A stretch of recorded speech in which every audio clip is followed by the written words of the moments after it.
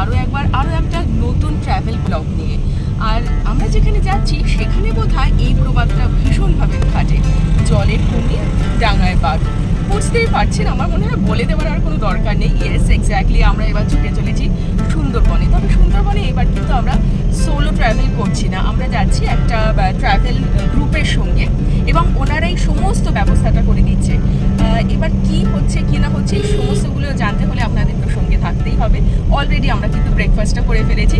Sorry, তবে কি ব্রেকফাস্টে দেওয়া হয়েছিল সেটা কিন্তু দেখানো হয়নি। তবে বলতে পারি যে হ্যাঁ, এখনো পর্যন্ত এক্সপিরিয়েন্স ঠিক আছে। এবার দেখা যাক আগে কি হয়।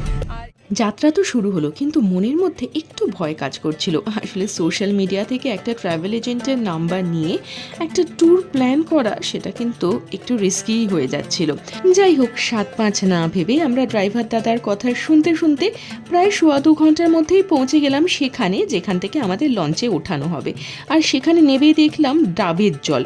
প্রচণ্ড গরম ছিল সেদিন, তো আমরা ডাবের জলও খেয়ে নিলাম। কিছু স্ন্যাক্স আমরা প্যাক করে নিয়েছিলাম, কারণ বুঝতে পারিনি যে তারা টিফিন ঠিকঠাক দেবে কি দেবে না। চিকেন স্যান্ডউইচ খেতে খেতেই সময় হয়ে গেল লঞ্চ ছাড়ার। নির্দিষ্ট সময় লঞ্চটা ছেড়েও দিল। আর সত্যি কথা বলতে এটাই যেহেতু আমাদের প্রথমবার, ফুরফুরে হাওয়ায় নদীবক্ষে ভেসে যেতে মন্দ লাগছিল না। তবে হ্যাঁ, প্রথমবার কেন বলবো, যে যতবারই যাক না কেন ভালোই লাগবে। কিছুক্ষণের মধ্যেই আমরা পৌঁছে গেলাম গোসাবাতে, যেখানে রয়েছে হ্যামিল্টন সাহেবের বাংলো।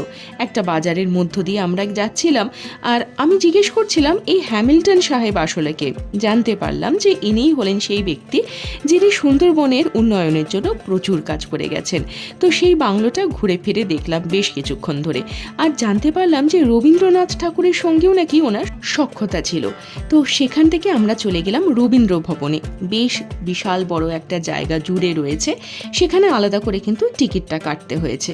তো সেখানে ঘুরতে ঘুরতে এত বেশি গরম ছিল, মেয়ে কর্নেটো খাচ্ছিল, তো মেয়ের থেকে ওই 2 কামড় আমিও দিয়ে নিলাম। এরপর লঞ্চে আবার উঠলাম আর আবার ভেসে চললাম। যেতে যেতেই দেখছিলাম দু সাইডে একটা বিশাল বড় জঙ্গল। এটা সেই জঙ্গল যেখানে রয়েছে রয়্যাল বেঙ্গল টাইগার। ভেবে বেশ ভালো লাগছিল। জঙ্গল দেখতে দেখতেই চলে এলো আমাদের লাঞ্চ। এবার বসে গেলাম লাঞ্চ করতে। একটু ভয় ছিল মেয়েকে নিয়ে, কারণ ও যেহেতু বেশি তেল মশলা ঝাল খায় না।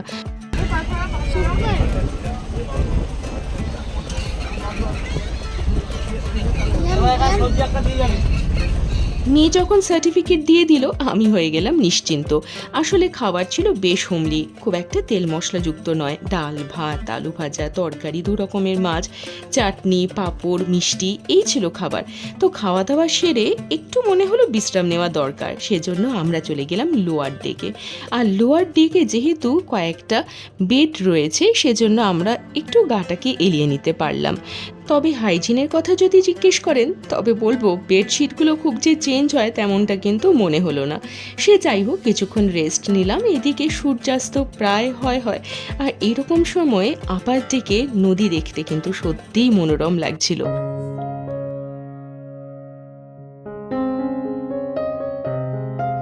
প্রায় 5:30 নাগাদ আমরা পৌঁছে গেলাম পাখিরালয়ে, কারণ এখানেই আমাদের থাকার ব্যবস্থা করা হয়েছে।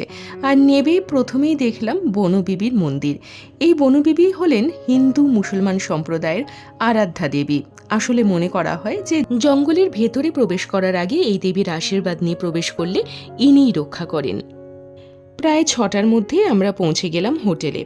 আর এই ছিল আমাদের হোটেল। চতুর্দিকটা একবার ঘুরে দেখে নিন।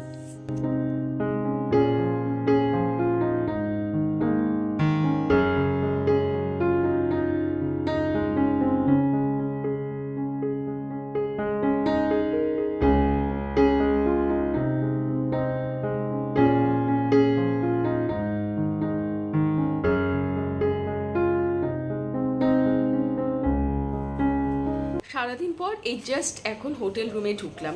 বুঝতেই পারছেন দেখে সারাদিনের একটা ক্লান্তি চোখে মুখে সেটা ধরা দিচ্ছে। তবে অল টোটাল এখনো পর্যন্ত, মানে যখন আজকে বেরিয়েছি আপনারা জানেন অলরেডি, তো এখনো পর্যন্ত এক্সপিরিয়েন্স আমার ভালোই লেগেছে, খারাপ বলবো না।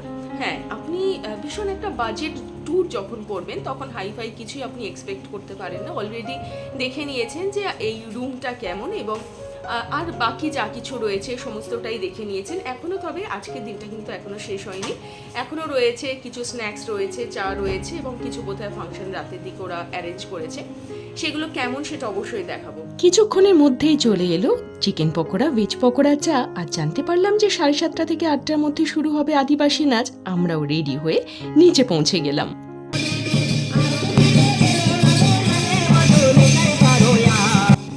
আদিবাসী নাচ দেখতে দেখতে এখানে আজকের মতন বিদায় বলতে হচ্ছে, কারণ পুরো সুন্দরবন ঘুরে দেখানো একটা ব্লগে না, এটা মোটেও সম্ভব না।